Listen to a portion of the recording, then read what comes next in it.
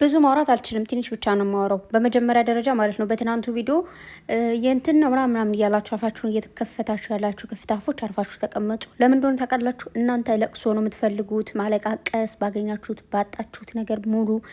ከዛ ደግሞ ጥሩ ነገርና መጥፎ ነገር ለይታችሁ ማወቅ አትችሉም። ይህ ነው ድፍን ጭንቅላት ስለሆናችሁ ማለት ነው። የሚያስቅ ነገር ለእናንተ ለቅሶ ነው፣ ጥሩ ነገር ለእናንተ መጥፎ ነው። የማይባል ነገር የማይገናኝ ነገር አታገናኙ። ሰማይን ከምድር እናገናኝ የምትሉ ሰዎች እኮ ናችሁ። ድንጋይን አፈር ነው ትላላችሁ፣ አፈርን ድንጋይ ነው ትላላችሁ።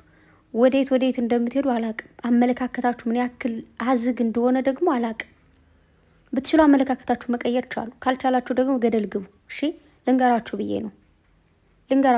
ዝም ብላችሁ ስበብ በዚህ ወጣ በዚህ ወርደ ምናምን ሳቅሽ ሆድሽ እስኪቆስል ስቀሽ እዛ ደግሞ ሌላ ታሪክ እንዴ።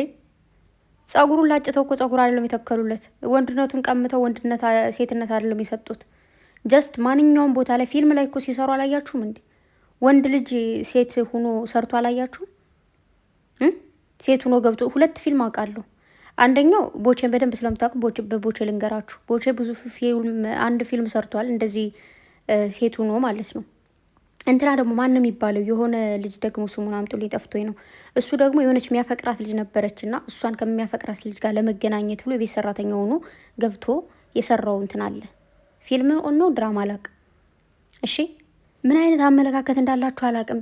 የሆነ በየቀኑ የምታዩትን ሰው ዝም ብላችሁ እያነሳችሁ መተቸት እናንተ ስራችሁ እሱ ነው። ሂዱና እዛ ፊልምና ድራማ የሚሰሩትን ሁሉ መተቸት ቻሉ። አስቁሟቸው።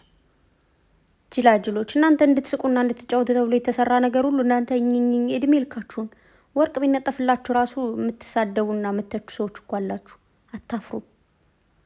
በጣም የምታስጠሉት። እግዚአብሔርን በጣም ነው የምትደብሩት።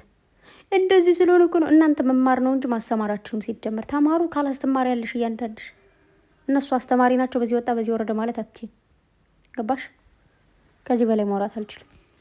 አርፋችሁ ተቀመጡ። አትቆሉ።